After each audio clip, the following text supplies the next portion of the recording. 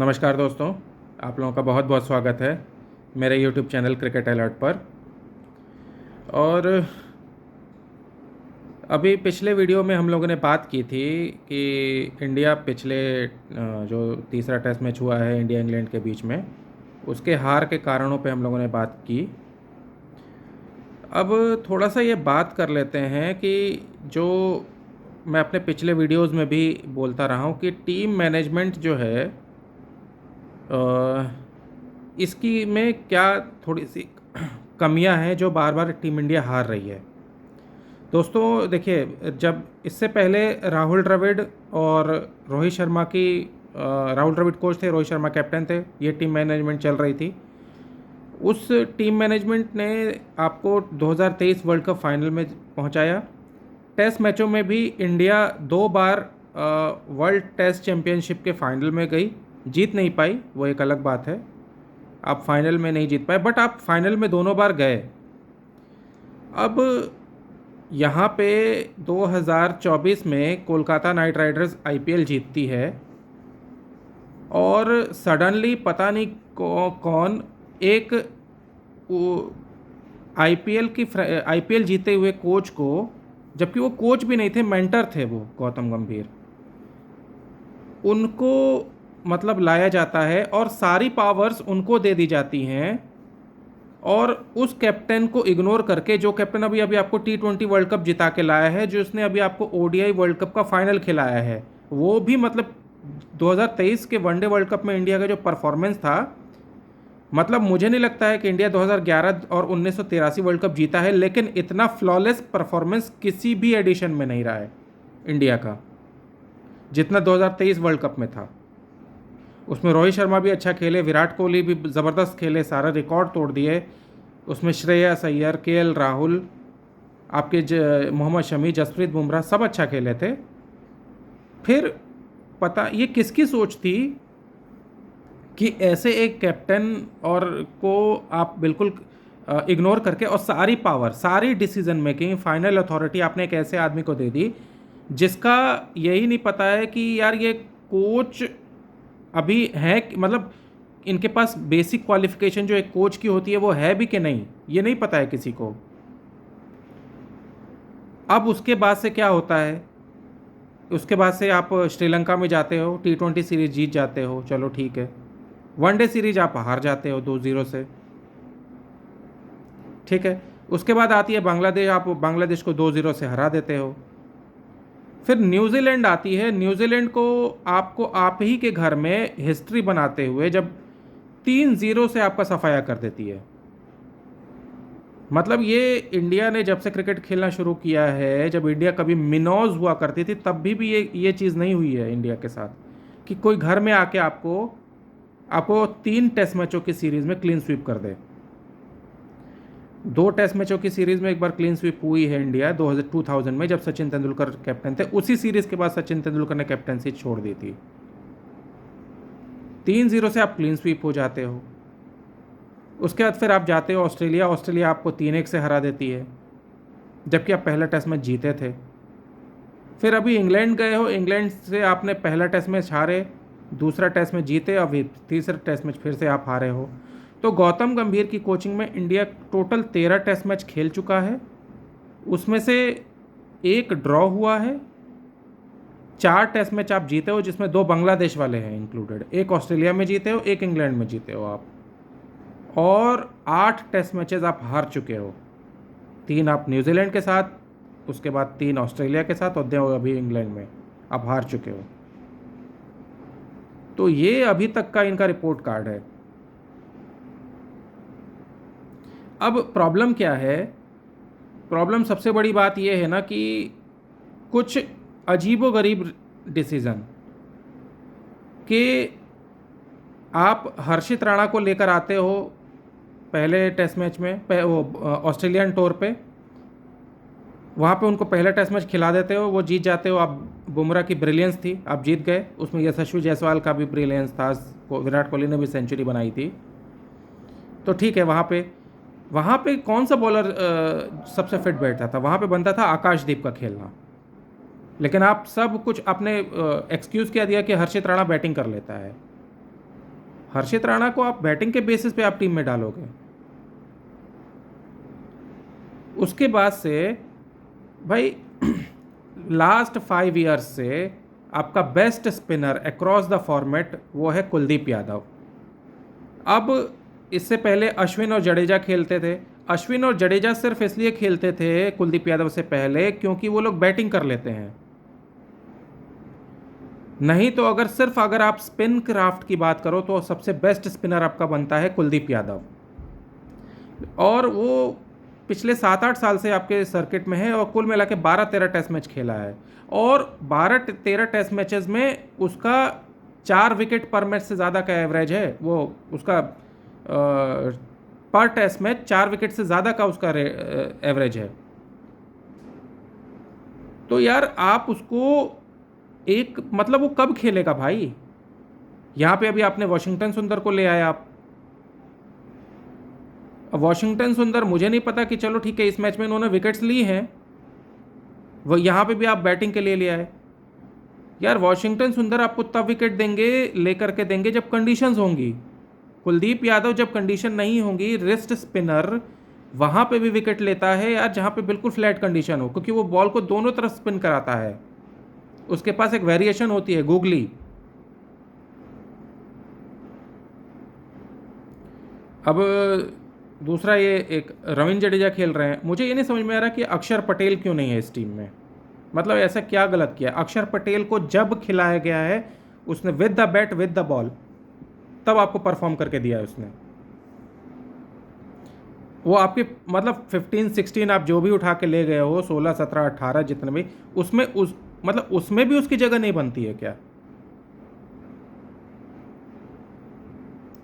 तो वो अक्षर पटेल रविंद्र जडेजा से कहीं ज़्यादा बेटर बैट्समैन है और रविंद्र जडेजा बॉलिंग से क्या कर रहे हैं वो सब देख रहे हैं यहाँ पे।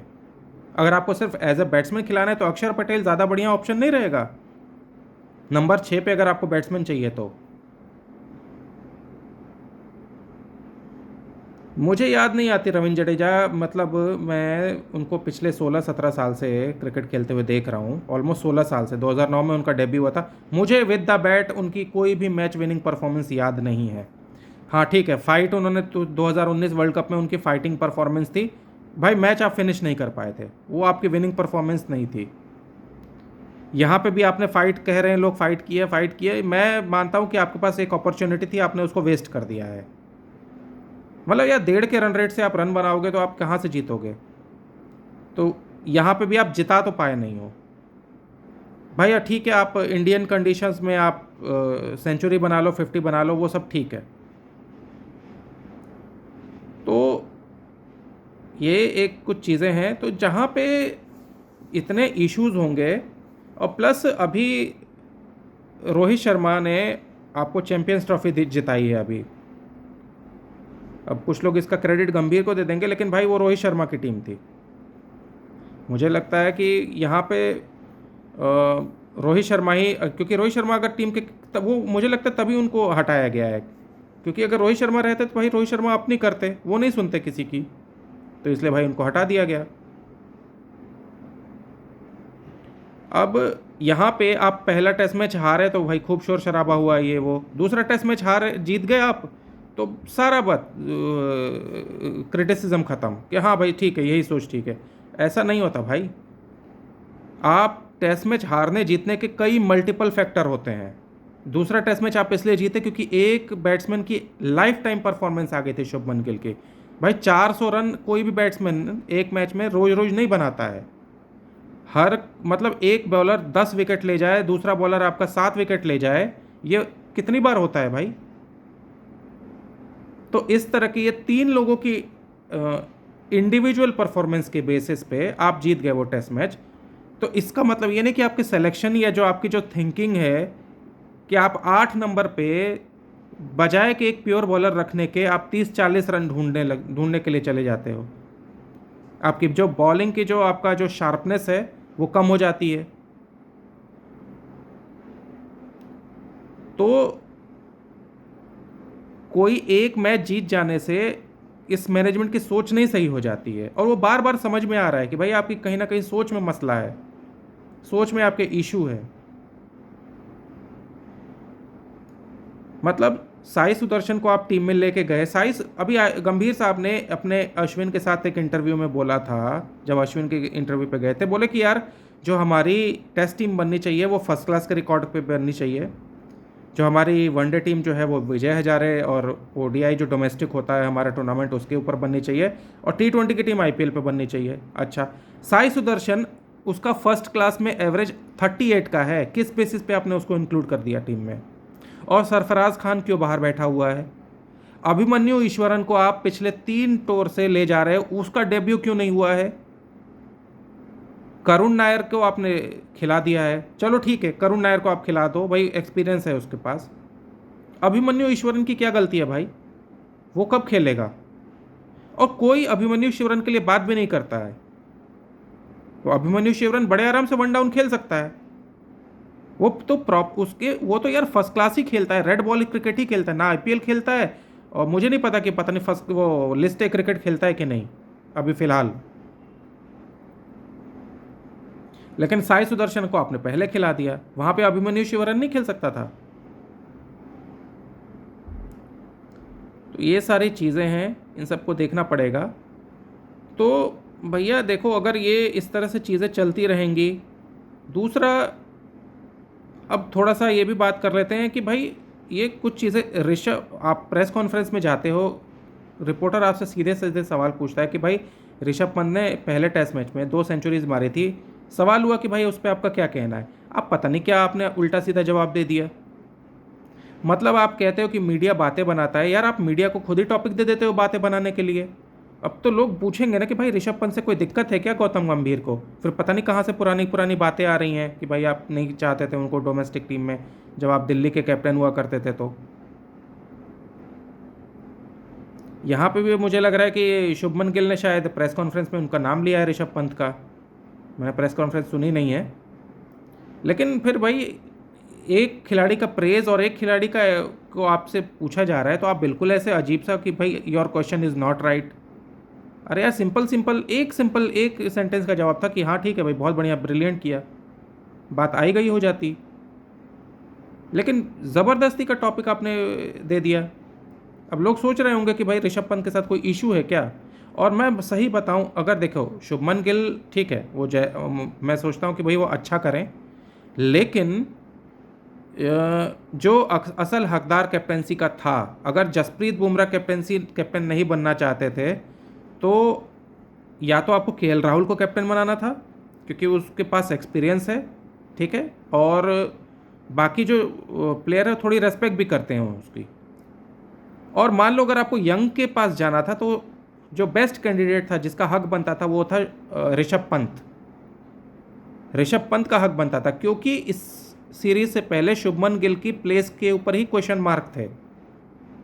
लेकिन ठीक है, उन्होंने बैटिंग अच्छी की है और ठीक है, मुझे लगता है कि कैप्टनसी भी शुभमन गिल कर ले जाएंगे, लेकिन शुभमन गिल को चीज़ों को अपने हाथ में लेना पड़ेगा, कंट्रोल में, वो डिक्टेट नहीं हो सकते। और ऋषभ पंत को इन्होंने इसलिए नहीं कैप्टन बनाया होगा क्योंकि भाई वो डिक्टेट होने वाला आदमी है नहीं, वो अपनी करता, फिर वो अपनी टीम खिलाता, अपने तरीके से डिसीजन लेता, वो नहीं सुनता आपकी, तो शायद इसलिए उसको नहीं बनाया कैप्टन आपने।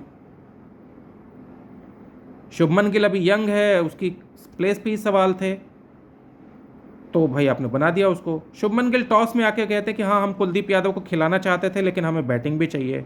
यार बैटिंग करने के लिए ऊपर बैट्समैन आपने खिलाए हैं ना, तो वहाँ पे बॉलर खिलाओ ना, जो बॉलर की जगह पे।